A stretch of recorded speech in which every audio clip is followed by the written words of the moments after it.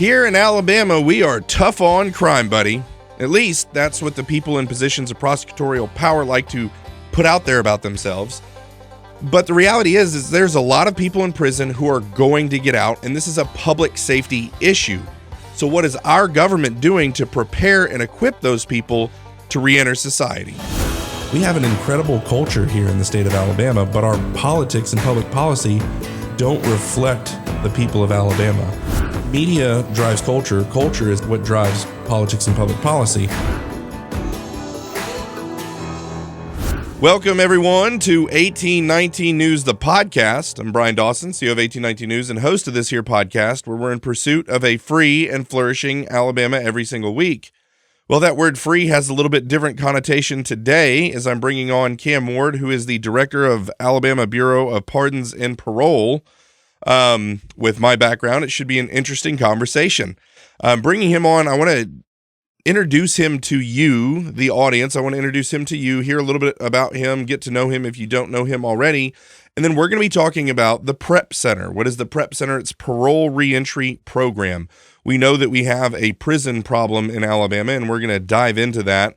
But we really want to talk about the idea of reentry and how can we take these people who've been in prison, like myself, and get them out into the community and turn them into positive people who are contributing to society rather than costing society money. And so excited to do that. But before we jump into the podcast, I want to tell you guys, we need your support. This is citizen-supported news that you're watching here when you get our newsletter, which I'm sure you're getting the newsletter every morning, and you're seeing 14 stories, 16 stories, news stories talking about the stuff that no one else is willing to talk about, and all the other things that maybe people talk about, but they don't dive into it the way that we do.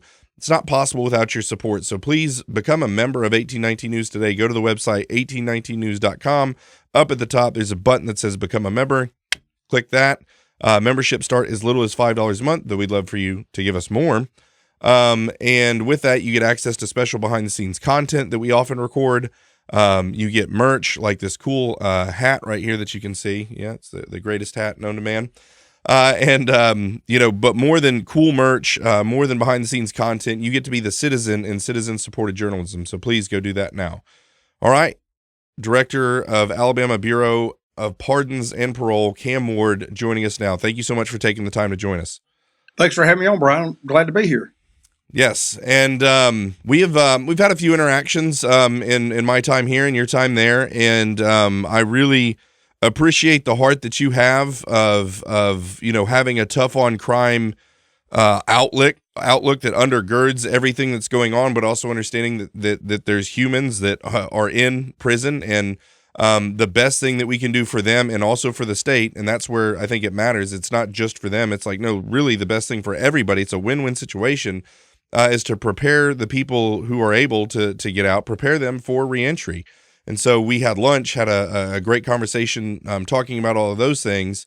But before we dive into the PrEP Center and kind of your theories on those things, I know that you've had a career in Montgomery politics prior to being the director of Pardons and Parole. And so tell us a little bit about yourself, where you were born, your parents, all those things, and how you got into politics and how you became the director of Pardons and Parole. Well, like you, Brian, I came from another state. I was born in Florida, outside of Gainesville, Florida. And I was the first person in my family ever went to college. So that was pretty proud achievement. But then I went on, of course, Troy University, my alma mater, undergraduate, where I serve on the board of trustees now. But also I went to law school at Cumberland. After that, I came to Montgomery and served as a deputy attorney general for a few different agencies before working for 3 years for Congressman Backus. Left Congressman Backus, came to Alabaster, Alabama, where I practiced law, and then was elected to the House at 30 years old in 2002, served for almost 20 years in the legislature, in the super minority in the House, then the super Republican majority in the Senate, where I was judiciary chairman. And that's what kind of led me down this path to studying the crime issue, the prison issue, parole issue, and Governor Ivey then appointed me to her cabinet in 2020. So I'm in the 5th year in her cabinet in 2020. That's awesome. Well, as I kind of alluded to, you and I have crossed paths a few times. We had lunch and just discussed this. And I really loved everything that you had to say about the need for the prep center and what we're talking about, and really just the philosophy behind it. And so if you could just tell us kind of elevator pitch on what is the preps, the prep center, why do we need it, and what's keeping it from happening? So our agency, the Bureau of Pardon and Parole, we have a place in the criminal justice. First of all, half of our employees, we have 830 employees.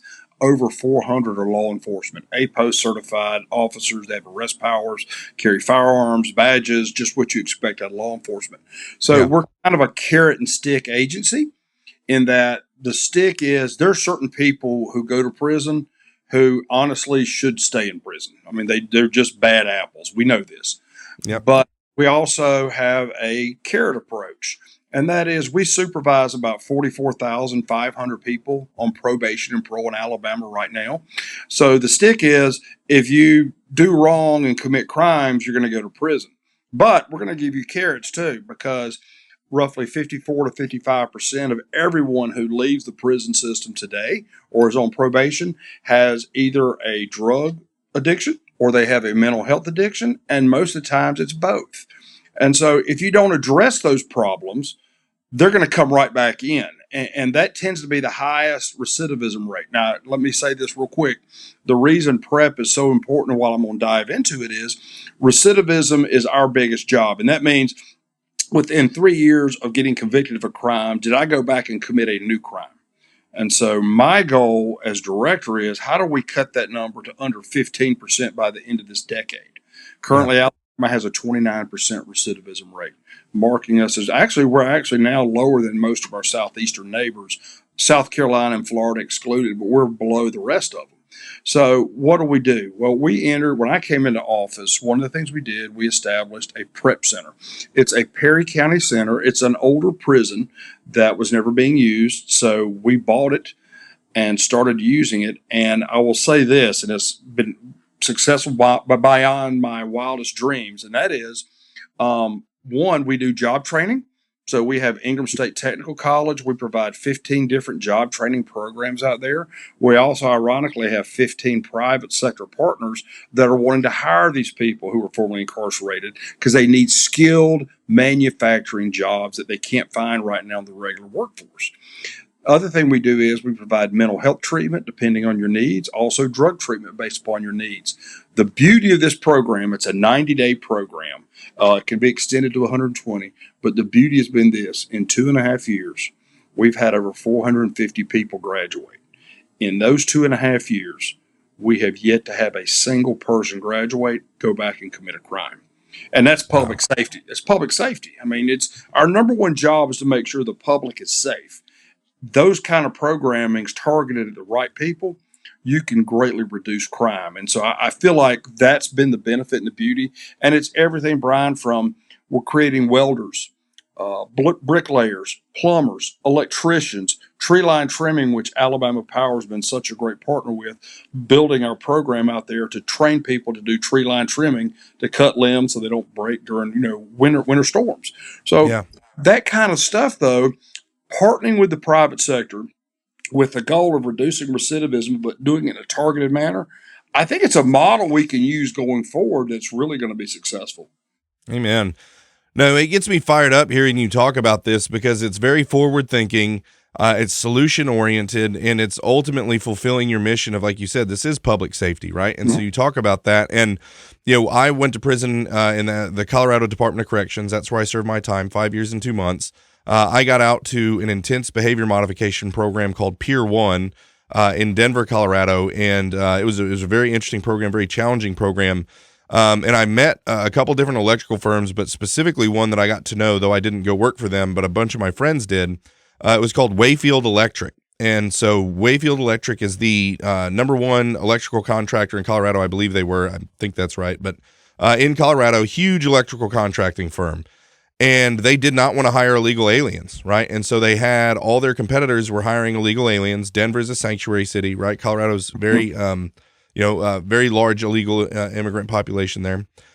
And they didn't want to do that. They're a Christian company. And, if I remember the story correctly, someone's, brother was getting out of prison, and they said, well, my brother just got out of prison. He can be an electrician, And so they had this kind of workforce issue. They needed more manpower so that they could continue to compete, but didn't want to hire illegals. Well, where can we go? Well, this recommendation of, my brother was in prison and he's an electrician, all of a sudden the light bulbs went off. They're like, oh my gosh, we have this sea of people who desperately need to have some type of a purpose in their life.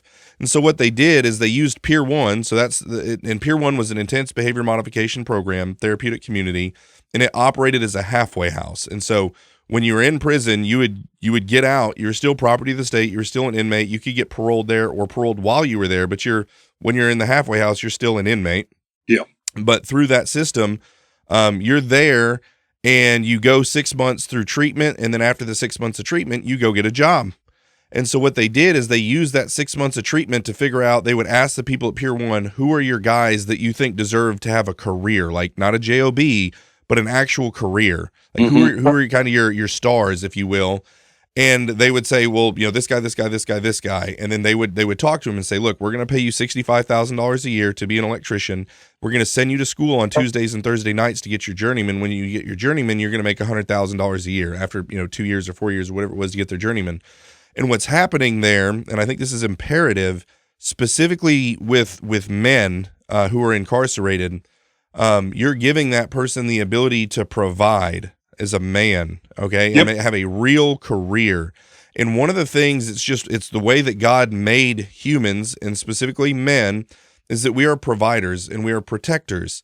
And when, the inmates have the protecting thing down, right? But at that providing thing, if we don't feel like we can provide, there's something that does to the soul and just the character of a man. If he doesn't feel like he can do what he was created to do, which is provide for a family, his self-esteem will be so low that he will be subject to making poor decisions, which will cause relapse and recidivism. But when all of a sudden he has a job and he's making money and you're teaching him how to save money and how to, do these type of things, these guys that got hired by Wayfield, I think they have like a 0% recidivism or something very close to that. And these guys, I know, they went on, they have beautiful homes, they have wives, they have children, and Wayfield Electric and this other group in Colorado that was doing this as well, they have people who you couldn't get them to leave, right? You've got this loyal workforce. And so this is a solution that can absolutely work. Again, it's not every inmate. We don't need to, let every inmate out and say, here's how you could weld. Oh, he just went and raped and killed a bunch of people. No, right. But there's exactly what you described, and what you guys are doing is the answer. And Bryan, let me say this. You mentioned, I mentioned what I call the three-legged stool of mental health, substance abuse treatment, job training. But, you have to do an evaluation of your risk assessment. Is this person, are they capable of doing it? Do we know? But you also have to have soft skills. This year, for the first time ever out there at the Job Training Center, one of the things we did a pilot program because, as you just mentioned, fathers are supposed to be the security blanket for the family. They're the provider. They're the security blanket to make sure everyone feels safe and taken care of. We had a guy who was about to graduate from welding, but he had a small son that he had not spent much time with because he'd been in prison. We did this pilot program where it was a private partner who basically was free for us, but took him out there with his young son to let them go fishing for the day. Wow. And we educated him with skills on how do you bond and reconnect with him after this traumatic experience. And so we did that counseling with him, and everybody kind of goes, that, though, is more important than anything in the world. Getting that job so I can provide for my family a home, I can pay my bills, I can do what I'm supposed to do and be a safe member of the community, but also I've got to be a father first. And can't be a father, I can't be those other things. So that fishing program, though, and it was a small program, we may have had 6 or 7 dads with their young children out there fishing, but they spent a day bonding and having honest conversations.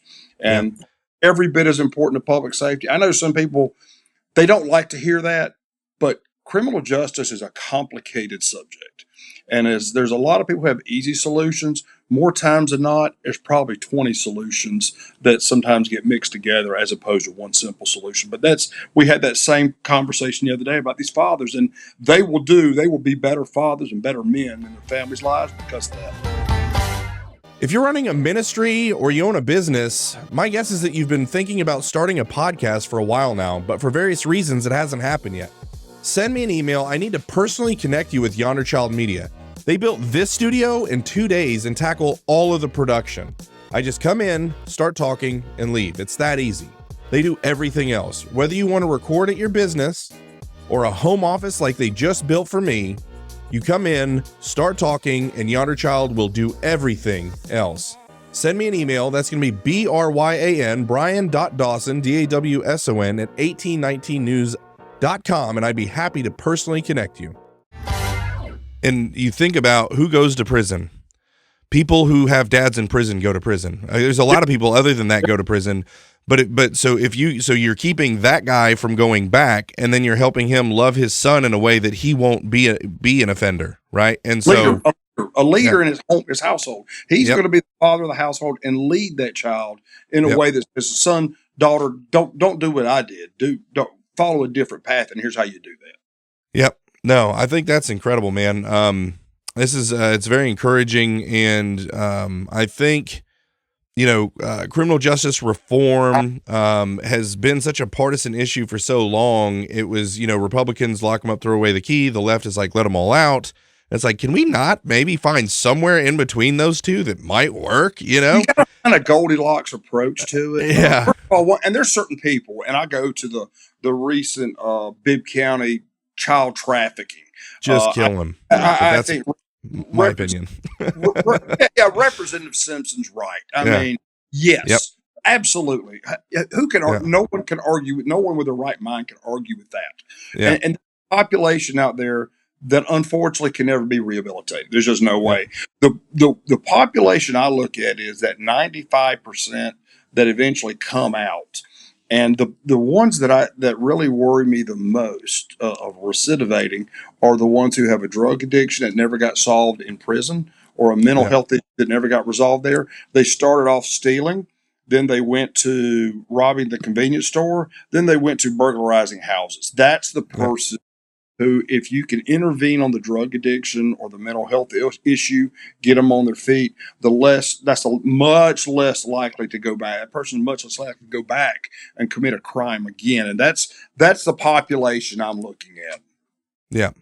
No, I think it's great. And, I've always said, because it's funny, I used to sit in prison and look around, and I knew there was plenty of challenges that were still ahead of me that I had no idea were coming in the reentry process, which is a very challenging process. Mm-hmm. There's a lot of people that are like, oh, the system's set up to make you fail. No, it's not. It's just hard, and life is hard, right? Like my life after reentry has actually been more challenging, but reentry was very, very hard. There was a lot of things that came at me, and it was very challenging.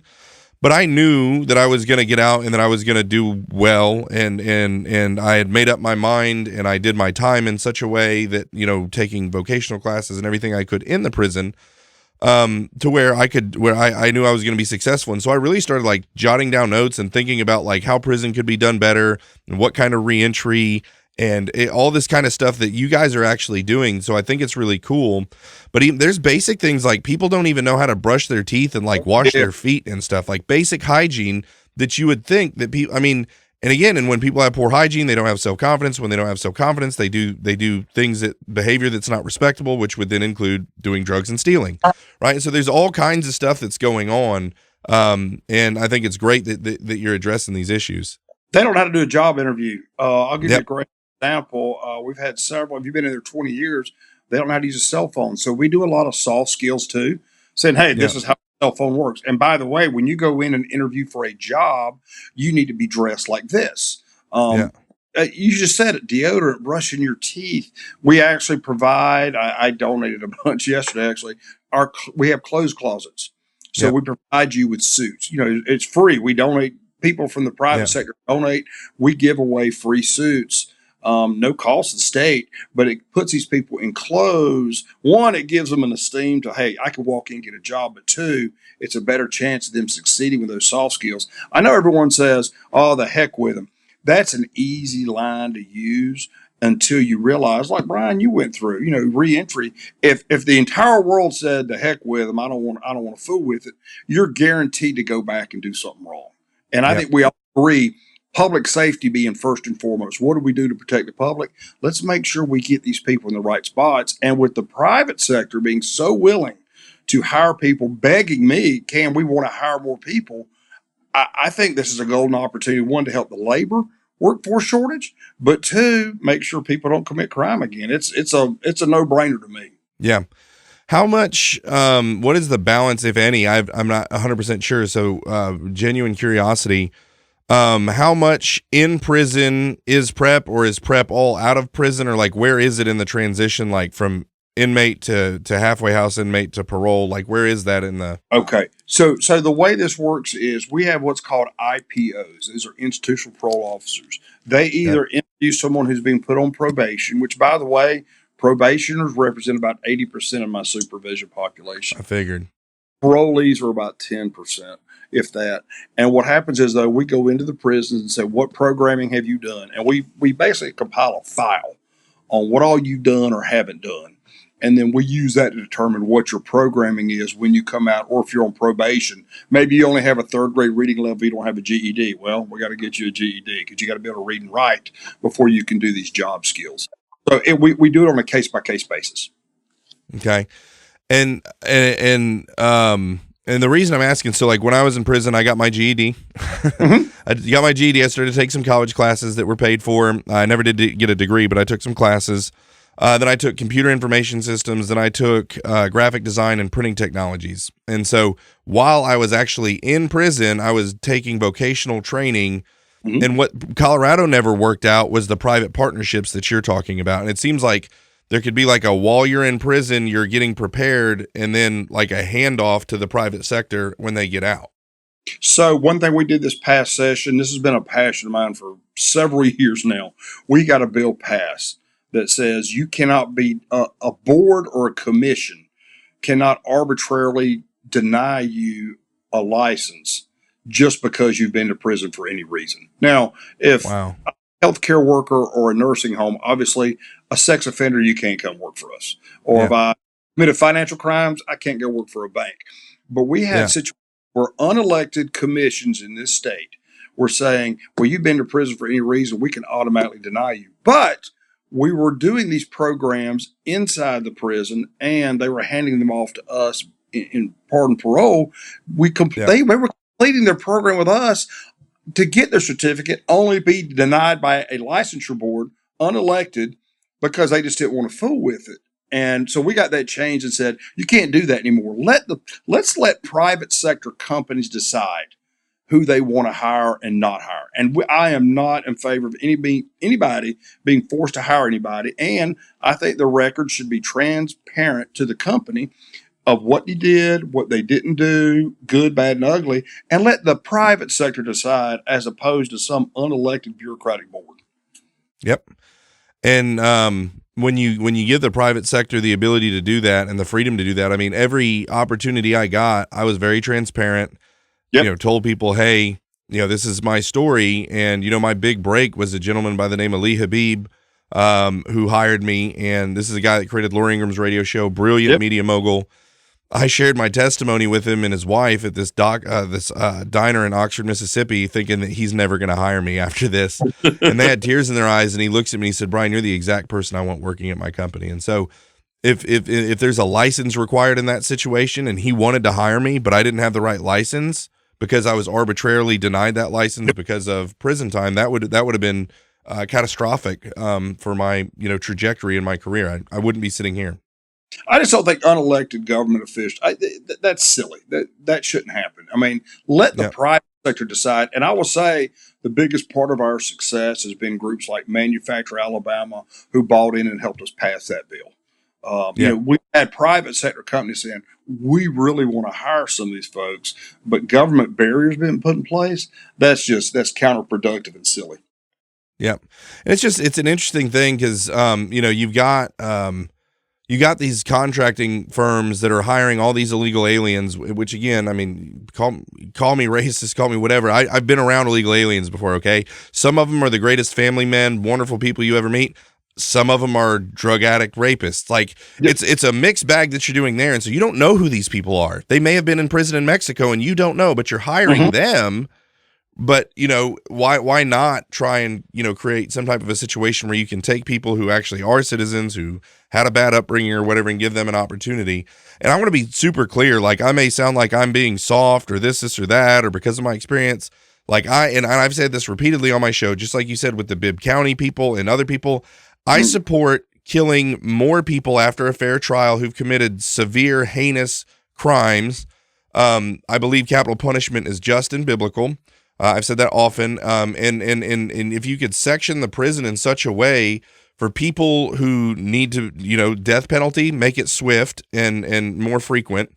Then a section of people that, they don't have any interest in rehabilitating or reentering, leave them in a place by themselves. And then you have a group of people who are going to get out that actually want to do good, put them together, and that's kind of my philosophy on is it's like, look, like you said, there's people who maybe we should never let out, or they're never going to be interested in changing their life. Make them do every day of their time. Okay. No early, no good time, no nothing. Keep them in there as long as you possibly can if they don't have an interest in reentering. But if someone shows that they actually have a genuine interest and their caseworker or case manager is saying, hey, this person has that twinkle in their eye that they actually might be something when they get out, we need to have an opportunity for them, specifically, like you said, that it's public safety in its own right. And then 2, we have this workforce problem. Why not? It's an innovative way to help solve, one, the public safety problem, but 2, like you just said, there are people I know, I've seen crimes. When I was in the legislature, I passed a bill one time to expedite the death penalty. Like you just said, there are certain people who do not deserve to be walking around in free society. They just don't. They're bad people. They're bad seeds for whatever reason. They've had 5, 6, 7 chances. No more. There are certain people that are coming out anyway. They're coming out of prison, but there's a possibility that if they get their mental health issue or drug issue fixed and get a good job, we'll never see them again. And, used to be in the old days, it was the person who lived under the overpass is what we always thought about. That person. No, some of these people who have addictions, and it's a real issue. It's a real issue. And they're your neighbors, your cousins, brothers, sisters, mother, father, what have you. So at the end of the day, we have to figure out that population and address it personally. And I will say this, you're right. There's a labor workforce shortage. And this is a legal way to do it and at the same time help public safety. Yep. I love it. Well, Cam, is there anything else you want to touch on while you got my audience let me say, I always love, because everybody wants to make criminal justice, and I'm real big on database decision making. I look at data and facts and compare our data with other states, and we're moving. We've dropped 5% in recidivism rates in the last 5 years, which I'm proud of.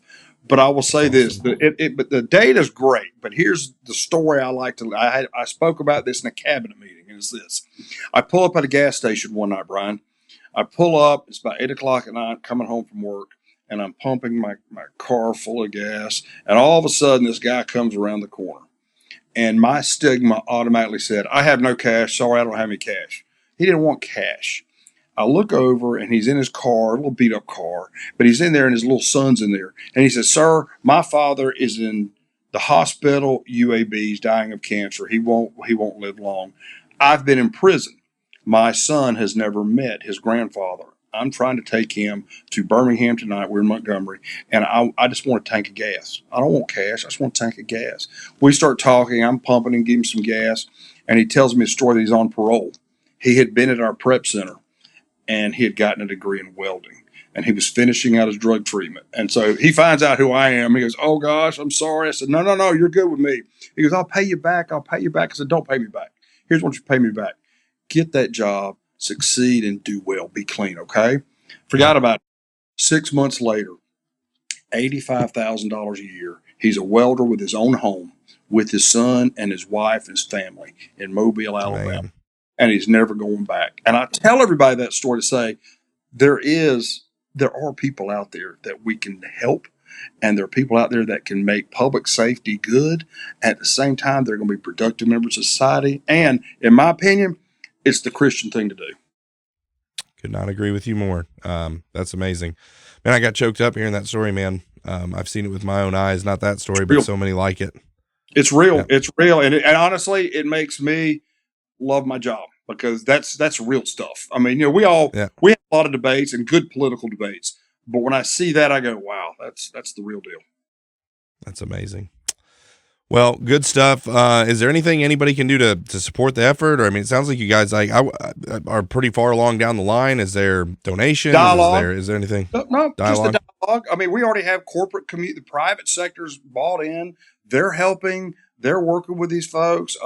State government's been great. Legislature. I think sharing the story, though, is important because a lot of people have a stigma about it. They assume these people come out, the heck with them, make them fend for themselves. But sometimes when you have certain underlying issues, you and I both know this, you have these underlying addiction issues or underlying mental health issues, there's help required, and that's okay. We can do it. And I think just spreading the message, that's the biggest thing. Amen. Well, that's what we do here. We tell stories. So awesome. Director Cam Ward of the Alabama Bureau of Pardons and Parole, thank you so much for taking the time to join us. Bryan, thanks for having me on. Appreciate your friendship. Absolutely. All right, guys, that'll wrap it up for this week. Until next time, put your trust in God and keep your powder dry.